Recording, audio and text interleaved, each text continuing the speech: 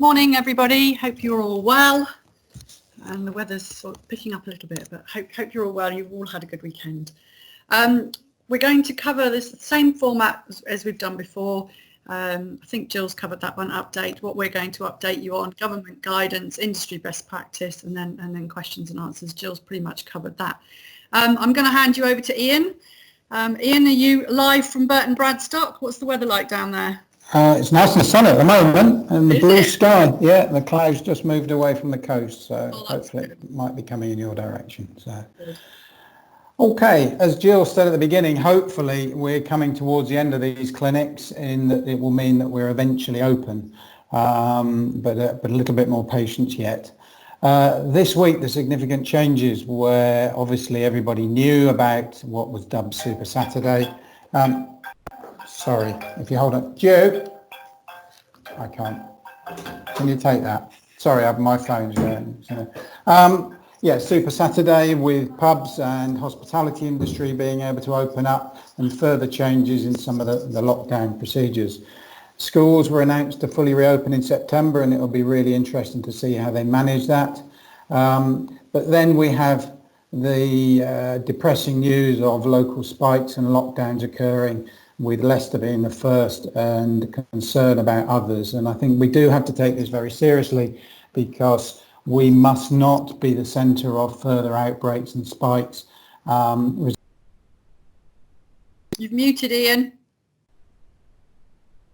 I don't know why I did that. When did I stop? Will I talk about schools? Yeah, you said lockdown in Leicester. Lockdown in Leicester. Okay, and we don't want to be the centre of the reason why our local area becomes locked down again and all activity stops once we've managed to open. We know that government and public health officials visited a number of leisure facilities last week with the operators of those facilities to look at what they were planning, and hopefully that will help them in the formation of guidance when it comes out. And aquaparks have been allowed to open.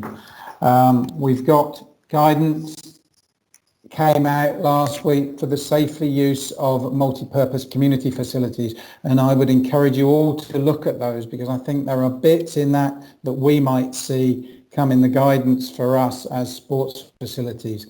There's obviously a very large concern as you read through it regarding the size of groups who might meet all at once. With restrictions being placed of no more than 30 people, but those 30 could be in separate areas within your building, from 30 in the sports hall to 30 in the pool to 30 in a studio, depending on your own capacities.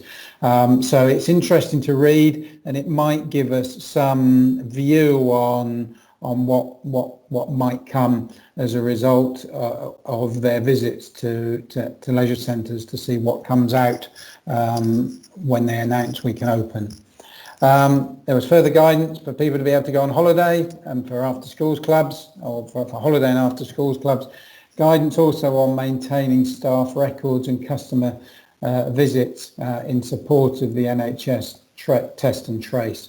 And there was also guidance for providers of outdoor sports facilities. Now that complements guidance already issued for users of outdoor sports or recreational areas, and put the two together, and it gives a bit more guidance as to what you might be able to do if you're going to offer stuff outdoors. Okay, next slide please. So this was the big announcement during the week, where they said that in this coming week, and we don't know when, there will be an announcement regarding indoor gyms, nail bars, swimming pools, and that there is a commitment for government to try and find ways to lift restrictions. And as he committed, they would establish a workforce to work rapidly towards that. And as I said earlier, we do know that a number of leisure facilities were visited earlier last week with that aim in mind. So hopefully this week we will hear what the timetable is and when we might be able to open. I would imagine, as per other sectors, it will be another few days before we actually see what that guidance is. So next slide please. So what changed this week? Social distancing guidelines. And I think this is important. The number of people I've talked to, I've been out to a facility last week, to a private club, And unfortunately, there is a complete misconception amongst many regarding the 1 metre rule. It's 1 metre plus. The 2 metres has not gone away. It can only be reduced where you can put risk mitigation into place. Now then, in terms of pubs and restaurants, if people are back to back, that's one of the risk mitigations. But where they can't be back to back, or they can't be less than 2 metres, then the 2 metres still applies. Without them having to wear face masks and eye shields, etc. So you have to think very, very seriously when you're doing your risk assessments. Unfortunately, the private club I went to had assumed it was 1 metre and all their plans had changed and they were looking at reducing everything. It has not. Queuing outdoors is still 2 metres. Encouraging people in your changing rooms is still 2 metres. And I would suggest all your exercise classes should still be 2 metres plus. As we know, aerosol and droplets go further than the 2 metres. So there is no change, no excuse to cram in more equipment or people because this will only result in greater risk to health and safety. And I love the picture that we managed to pick up of somebody who had done a fantastic job of marking a one-way system on their staircase. I'll leave you to work out what's wrong with it. Next slide, please. They changed and updated the COVID-19 secure signage that you will be required to sign and display at the front of your building. They've changed it to say you've taken all reasonable steps to maintain a 2 metre distance. And where people can't keep 2 metres, you've got to ensure at least 1 metre with mitigation. So they've recognised the change in the thing, but you are signing a document that says you as the operator, the employer, are saying to your customers coming in and to your staff that the arrangements you've got are safe and secure and reduce the risk of COVID-19. If, however, you get an outbreak and you get EHO visits and it's apparent you have not taken proper steps, then you will suffer the consequences.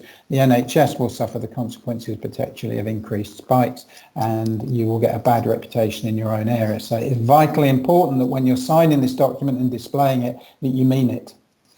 Okay, next slide, please. So there is obviously a desire in the guidance that's come out for hospitality that venues and establishments gather the names of people that are on duty or coming into your facility at any one time. This is apparently voluntary, it's not mandatory, but it is highly encouraged. And if we want to be seen as part of the solution, then we do need to encourage members, visitors to provide us details. Clearly, if somebody is completely against it, then the code does allow that, but we would advocate that you do prominently promote this. Together with many people's booking systems will provide for that capability anyway, and you will probably need to make members and visitors aware that that is what you're doing and that you're maintaining that data for 21 days, so that if an outbreak does occur, it gives test and trace the capabilities to track down and advise people of what steps to take. Next slide, please. Next slide, please, Caroline. Yeah, done. Yeah. Okay. Sorry, just going back to the slide before, we know from the weekend from Super Saturday that there were numbers of issues around the country where in the main we've had reasonable behaviour, but some pubs found it very difficult to maintain their distancing and quite correctly, probably with the prompting of the police, took decisions to close their pubs early because they realised the controls that they had in place weren't living up to their code of practice that they'd displayed. And I think it's vital we do not end up in that situation. So I think a lesson that lots of pubs were shouting about, they wish they'd open on a Monday and not a Saturday. So it had given them the week to learn and develop systems. And I would advocate that for us whenever we're reopening, that we start slow and build up and we don't go with a big bang trying to get as many people back in on day one as possible. Little baby steps to grow and come back to some level of normality. Okay, so this is what changed in the week.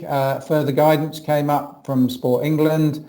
The existing guidance is still there from RLSS, Swim England, UK Active and SIMSPA.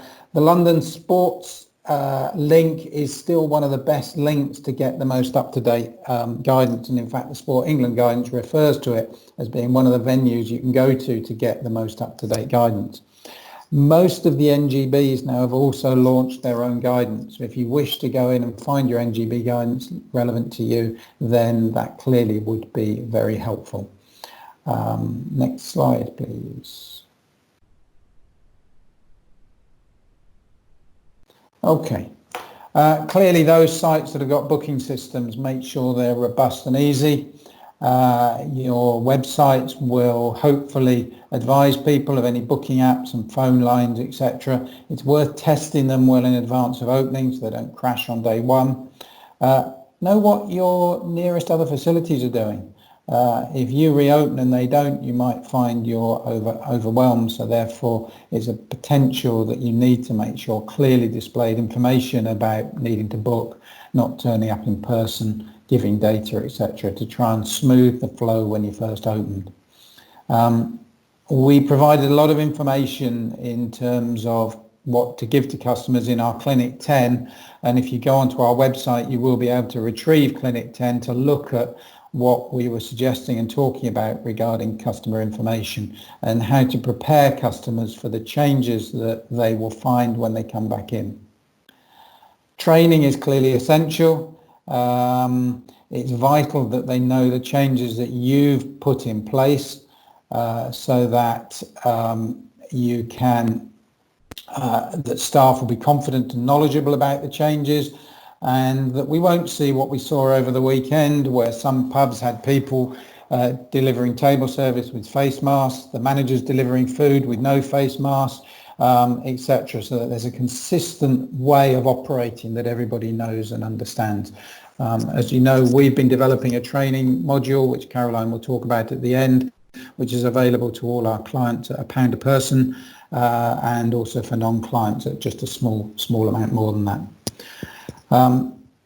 We know one or two sites have started doing tours. They're offering the ability for customers to come back in to see the control measures they've got put in place, to see the one-way systems, to work out how they've changed rooms around and made things so that they will be safe.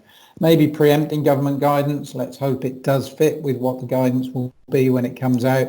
But they're all very good tools of trying to regain customer confidence and enabling people to see what you're going to be doing. We also believe it's probably a good idea to actually invite your local environmental health officers to come and look at your facilities or the control measures that you've got proposed. We don't see any problems in trying to work with your environmental health officers, because once they've seen it and know your intent, they're going to be far more open. Ian, you've gone. You're back. I've gone again, have I? No, you're back. All right. Should an EHO come and actually investigate you, it's far better if they've seen and know your intent to try and be safe.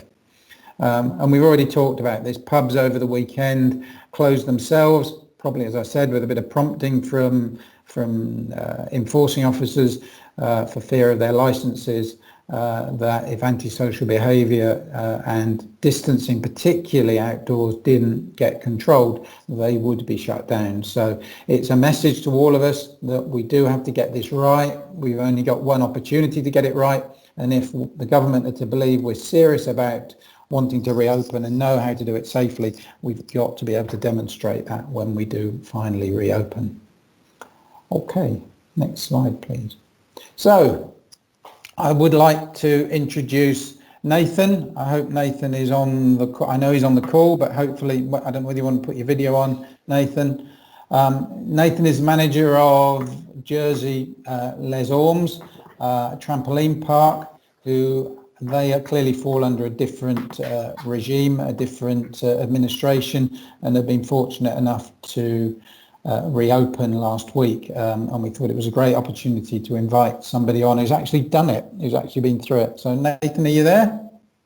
Yeah, good morning everyone. Yeah. Hi Nathan. So what is it that you're actually now able to operate, and what parts of your park are you not able to operate? So we have opened opened the trampoline area, which would include all of our trampolines, our wipeout machine, our ninja, our airbag, and our dodgeball court. Unfortunately, we've been unable to open the soft play areas yet. That should come next week. And our climbing areas, although are allowed to open, we've got them closed at the moment because the belays are being serviced. Maybe fortunate. Yeah. Just to put it into context, the island has got how many cases at the moment on it? We've got one active case. So in terms of context, their risk is clearly a lot lower than in some of our areas, particularly in the likes of Leicester and some of the areas that have been highlighted. So, Nathan, when you went about trying to develop your controls to come back, how did you involve staff in that, and were there any issues in getting their buy-in to it? No, initially what we did is sat down with all staff, obviously distanced, and requested that they come up with the ideas as how they would feel safe as customers in their park. By doing that, we feel it made them take ownership a little bit more of any decisions that were made, so that when we were going to open, they would hopefully, continue those procedures in their daily work. And I know, because I virtually visited your centre prior to you to opening. And what methods did you come up with for things like cleaning airbags and the activity walls? So the airbag's a good example. So we purchased some of the long-handled mops or long sticks with like rags over that could be sprayed and could reach obviously middle of areas. We have had instance where people have fell in whilst trying to do it, but the procedure, it worked. Obviously it slows down the process of people being able to access the airbag or the ninja or the interactive walls, because we're cleaning it between each use, but people feel that what we're doing is safe, so they're okay with waiting the extra 30 seconds for it to be cleaned. And staff helped you come up with those ideas, so they own it more than they perhaps would have done if you'd have just imposed it? Yeah, they if we'd have, like most of our staff, they are younger children, 17, 18, 19-year-olds, so you know what it's like. If you tell them to do something, they don't do it, but if they come up with the ideas, they're more inclined to do so. Excellent. And what particular challenges have you faced in terms of actually planning to reopen and looking at your sustainability? The hardest one, I think we've all said, was working out how many staff you would need against how many people you can actually have in the park, and whether that's financially viable to do. We're very lucky in that, being a leisure resort, we already have in-house cleaning teams, so we don't have to bring any additional staff in. And what have you actually had to reduce your capacities from to? So a normal capacity for the trampoline area is 99. This weekend we operated on a maximum of 35. And how did the end of the weekend compare with a normal? Were you full all the time, or were you able to ease out the peaks and troughs and maximise your revenue? Yeah, I mean, we kind of opened almost normal weekend hours, long hours. We were full every single session, every session of the day. Obviously, there is less sessions because we implemented a 30-minute gap in between each session, so that all the trampoline areas, beds, could be cleaned down thoroughly again before the next people coming in. And I know I said on one of my previous slides that it would be beneficial to invite the HO in. Did you do anything like that in terms of trying to involve your public health? Yeah, we invited the EHO up. Unfortunately, they were too busy at that time, but they requested all our documents be sent to them prior to opening, and they were all discussed with the medical officer, who came back to us within a day and gave us the green light to go ahead. as long as all these factors were put in. He only had one request, which was only a guidance request, was that on the main trampoline area, the main larger area, that we only had a maximum of 15 people at one time on that area. And how have you communicated all of those messages to your customers so that when they come in, they understand that only 15 can be on that, while some are queuing for the Ninja Wars and some are waiting for the airbags? So we do that as part of the briefing. So we've just included, with the normal briefing that we do, the additional notifications of what's closed, where the new exit is. So we create one way in, one way out. About the delays that may be caused because people are cleaning, all done in the briefing. That way everyone is there, kind of hopefully focused and listening on you. Okay. And is there any one bit of advice you would give to everybody if we're in a similar position to you in 2 or 3 weeks' time and about to open our doors? To be honest, the one bit of advice I would kind of give is what Jill from Right Directions gave to us when we put all our procedures together with them, was that you only get one shot at it. So make sure that, you kind of under-deliver, overstaff, have yourself there, have additional managers there, talking to customers, making them feel and that they see what you're doing is for their benefit. Okay, I'm sure you meant under promise and over deliver, but but we knew what you meant. Yeah. Nathan, thank you very much. If we could ask you to stay on, I'm sure there will be lots of questions that will be fired at you in the question and answer session, which hopefully will make my life easier in this webinar. So if you could stay there, thank you very much. I'm sure there's lots of other questions other people will want to be asking. So next slide, please, which I think is over to Caroline. Yeah. Nathan, before we head on, something you said to us earlier on, which I thought was really good, was for your first weekend, you had everybody in the management team in. That was right, wasn't it? Yeah, we had myself and additional general manager in. We had my deputy, and we had the Parks 2 DMs all working all the time, and that made a real difference. Just being able to offer people that reassurance that we're there. And I think as well, and I think that's a great message for absolutely everybody, is to have the senior management team of your organisation in over the weekend look like you were taking it seriously for both the staff and the customers. I mean, we're here all the time anyway, weekends and everything, but just having that additional presence, normally it might be one GM, but this we've got 2, so it did really help. Yeah, it does worry me that we might open our doors and leave a young duty manager responsible of a big leisure centre or trampoline park, which is a bit worrying. So yeah, the only thing I can say is don't. Yeah, absolutely.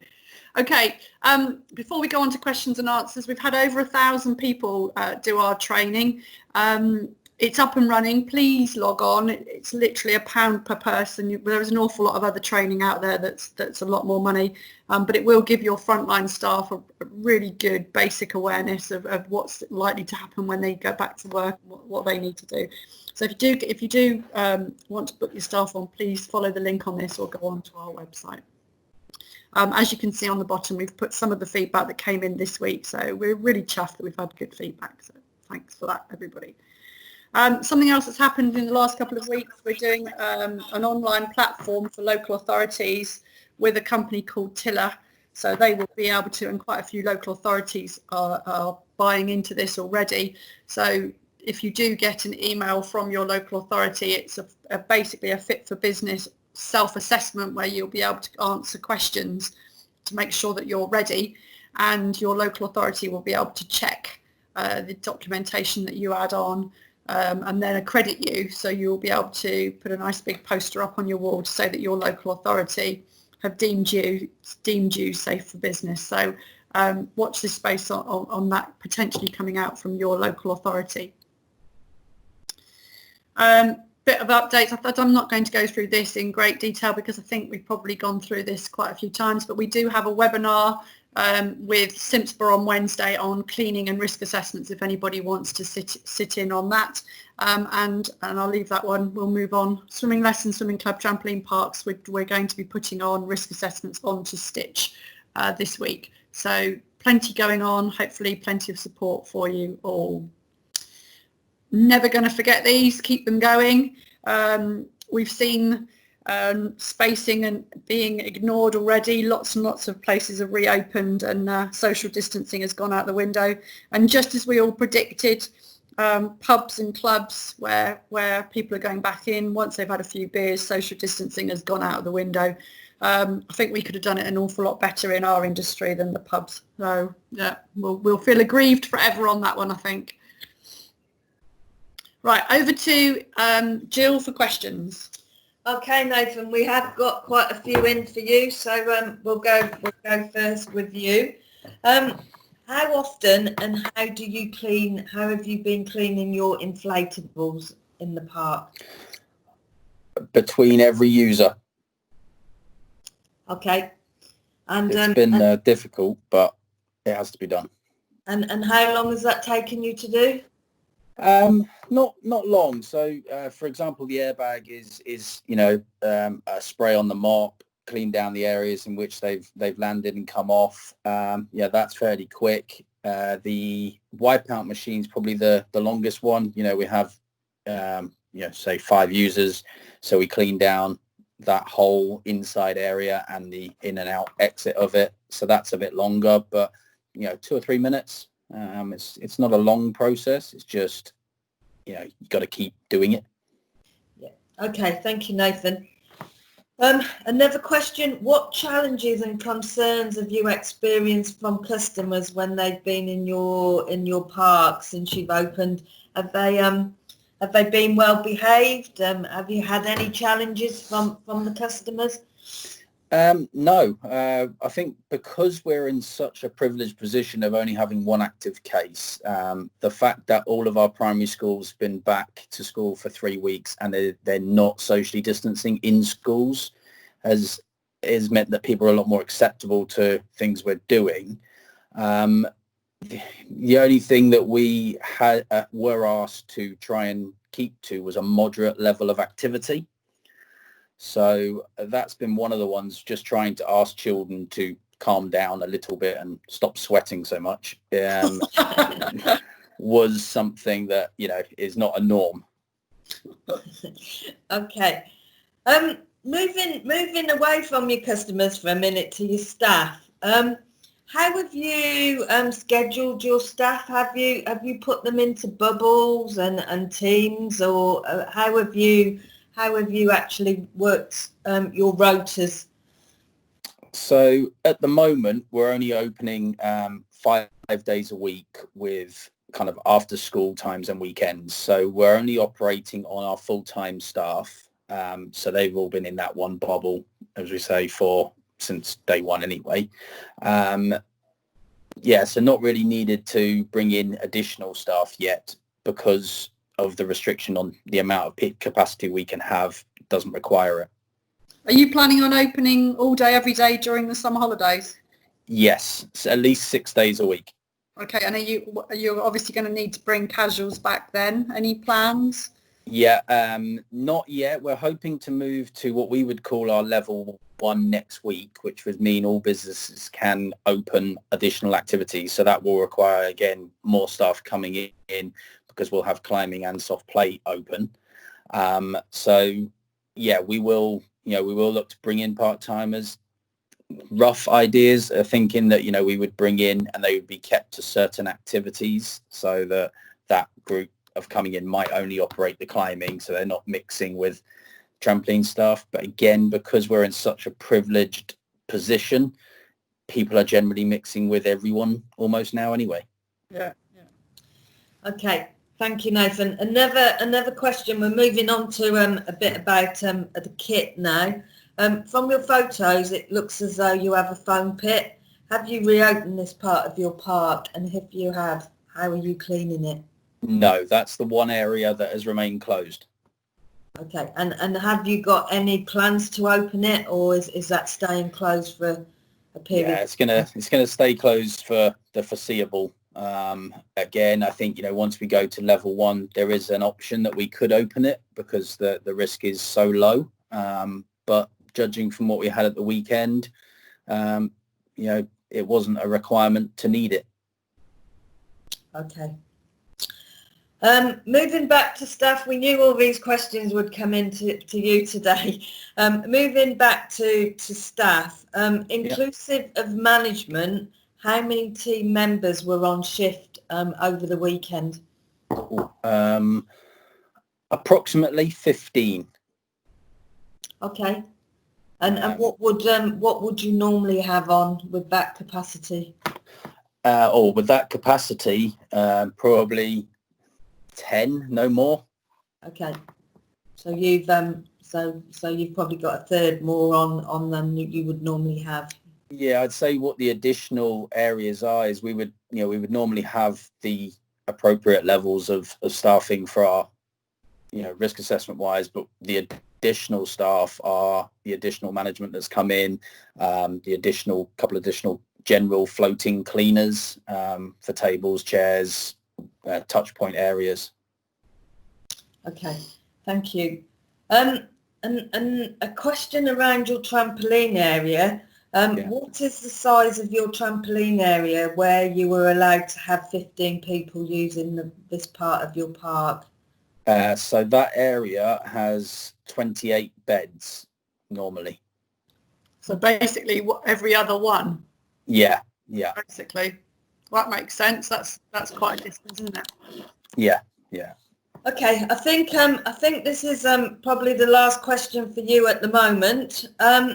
Do you know how long I think it's your medical officer, isn't it, and your EHO? So do you know how long they are expecting you to maintain your current controls, and have they said when you'll be able to relax anything? Yeah, so these guidance is in place until the end of level 2. So when we move to level 1, which they are hoping would have been in the first 2 weeks of July. So we've just opened the borders now, so visitors are coming in.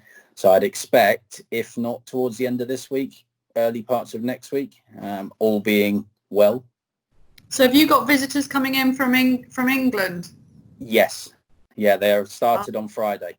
Oh, wow, that could change everything for you then. It could do, yeah. We've got everyone's being tested at the airport, and results are coming back within, I think at the moment, it's 24 to 48 hours maximum. Oh, that's good. So Nathan, people on the clinic don't know that your trampoline park is actually on a holiday park. So are you? Is that part of the organisation, the business, open now, or will that? Yes. Yeah. It's open. Yeah, we've been open all the way through. Most of it has been for either insurance claims, people staying for a longer period. But really, as of this week, we've started to to have our first guests arrive from Saturday, really. And they've come from different countries? These ones have all come from the UK. Okay. Yeah.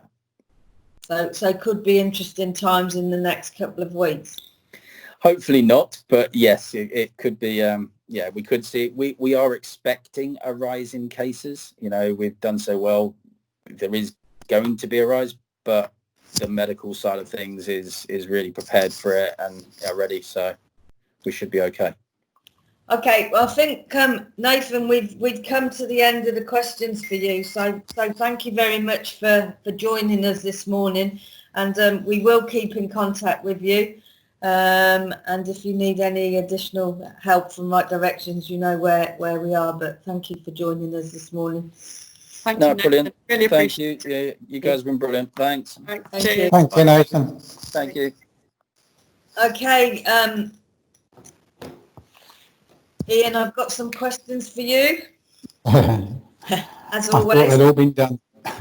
So onto fogger machines, Ian. What is your view on using fogger machines for cleaning equipment? We're looking to purchase these, but wonder what your view was, and if they're any good to buy. Yeah. I don't think we can comment. We don't know on those. I know I've seen some of the claims. I would want to see the actual scientific evidence before I invested any money in it, but I would refer you to go and talk to some of the experts, Christian Harris, etc., in the industry. We don't know enough about them. I've seen people all dressed up. There's nothing like soap and water that actually envelops and kills this virus, and I think if you've got people being seen to be cleaning regularly, it will encourage and give customer confidence as well as anything else. But I'm afraid we haven't got enough in-depth knowledge of those systems to be able to comment on them. I think we need to, from what Nathan was saying, that the presence of having someone with a mop on a long rod every single time is phenomenal, and I personally think that it's customer confidence is the thing that we really need to make sure we concentrate on, and having a member of staff doing locker handles and door handles and being seen, we can't beat. Yeah, I clearly can't talk scientifically, but regardless, if somebody said I can spray this and it gives you X days protection, I can't see if somebody's just landed on something with a big droplet of fluid from their mouth that happens to be infected. I don't see how that can be inactive when the next person lands on it, and it's that cleaning in between, which I think is, Caroline's just said, is a really important bit. Okay. A question on staircases, Ian. So if you have no other option on a staircase as you don't have space to operate, would the staircase not be able to be used? I think we know that there's an element from science coming out of there being a dose-related issue to this. If people are just fleetingly passing each other as they are in shops, etc., the risk is a lot less. But clearly, if you've got a very narrow staircase that people are very close and maybe having to stand to one side on the half landing, then some simple controls, asking people to respect each other and wait top and bottom until the other people have come down. And if you're planning your activities successfully and you've got people coming in and going out at slightly different times, they're the ways that you're going to probably most effectively introduce control measures that enable you to operate safely. Okay, thank you, Ian. We have a question on signage. Is there specific signs we need to display at the front of the building? Where can we find this? Do you have a link? Yeah, there's we'll put it on our post-clinic information, but they're all government signs. They're all available on their website, www.gov.uk, government/publications/staying COVID-19 secure. I'm sure if you put something like that in, you will come up with the latest signs. And it is a requirement that all businesses, when they reopen, display that commitment at the front of house that's signed by the employer to demonstrate their commitment to their staff and their customers. We've been working with Big Wave designing signs, so if anybody does want any signs, please have a look at their website with all the different ones. I was shopping at the weekend, and I'm totally embarrassed to admit it's the first time I'd been to the supermarket for a long time. My better half had been doing it, but I thought I saw these outside when we were queuing to go in, and then walking down a staircase where there was no social distancing, I hasten to add, and then walking around a supermarket where nobody was social distancing. But I thought, I haven't put this on the slide, but I thought this was, I don't know if you can see this. Ian, can you see that? It's the wrong way up, but well, basically, it's sideways, yeah. Yeah, the floor stickers, rather than saying keep your distance, everybody now knows that you've got to stand on the floor stickers, and each one of their floor stickers was a promotion. And I thought that was such a good idea. We've got used to standing on the stickers, and there was, do your speedy shopping. Did you know you can go contactless to 45 as 3 for the price of 2 on this? And I just thought, actually, you were kind of waiting to go on to the next one to see what it was going to say. I thought that was quite a good idea. But sorry, sad. I'm rambling. Sad. I'm rambling. Okay, I can cover this question off. We've got a question about how long does the awareness course take? It takes about an hour and a quarter. There is a multiple choice test at the end. to get your certificate, where you have to get 20 out of 20. So it does depend on whether you get all those questions right to start with. But between an hour and a quarter, the feedback's been really, really good. I think there's well over 1,000 people who have been through the course last week. So if you do need any additional information, just let us know. We have a question at the end, Ian, around cleaning from Damien, and I think this may have been around the trampoline park, which I didn't see before, but he's asking about additional cleaning measures that they've taken before opening, and whether we should be using ozone cleaning or fogging. I think you covered most of that off in the question on fogging before. Yeah. But again, just a bit of a recap from you. Yeah, What I back in now. was, someone has not Somebody got needs their to thing mute. muted. Somebody needs to mute. I did have the privilege of virtually visiting Les Ormes, and it feels as though I was there the way I was being taken around, and there were so many staff in the day before they thought they were going to open, cleaning. It was untrue, and the reason why they were doing that was more to improve public perception. If your building has been empty for 72 hours with no one with COVID in it, there can't possibly be COVID in it in the first place. The half-life of this virus dies within 72 hours from all the scientific advice and guidance that's coming out. So the deep clean is as much to set your own new level and to be able to state to your customers, this is the level that we will keep, and you will see us cleaning it and keeping the venue safe for you. That touch points are the key to making sure, A, you first try and remove touch points, but where there are touch points, that you're regularly cleaning them with soap and water or another virucide that gives you the confidence to sign that COVID-19 secure form and put it on your front door. Okay, I think I've only got one other question, which has come through the info. How do you advise to control and manage admissions? Is this just by reducing numbers, or using booking systems, or both? What is our advice? If you want me to, I think a lot comes down to obviously how you're promoting your facility, what your website's saying, what your pre-information is saying on arrival, what your telephone messaging is. But the more you can do by turning everything to bookable facilities, then the more you're going to be able to ensure you're not going to be overwhelmed. And I think we've said this all along, and Nathan certainly stressed, is that it's baby steps. Under promise and over deliver. Don't say you're going to be back full guns blazing to begin with. Start with smaller classes, start with smaller sessions, and build up as you gain the confidence, and your staff gain confidence in what you're doing. I think that's a mantra which unfortunately some of the pubs would have done well to have heeded over the weekend.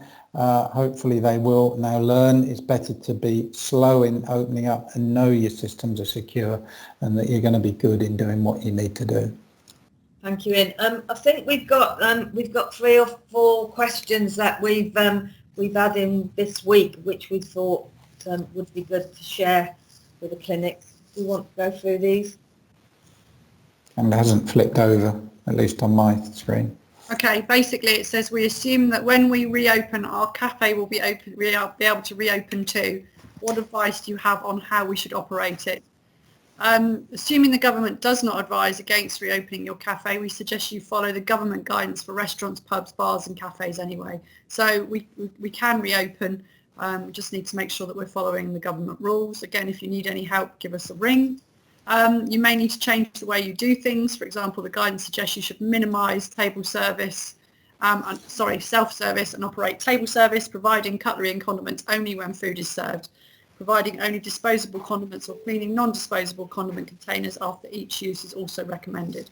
You will, of course, need to comply with social distancing. Screens may be that considered for ordering points and contactless payments, not actually on there, but that as well. And obviously putting an effective cleaning regime in place. And I think the other thing we probably need to add is back to the same thing, customer confidence. When the customers come in, they can see that you guys are adhering to the rules.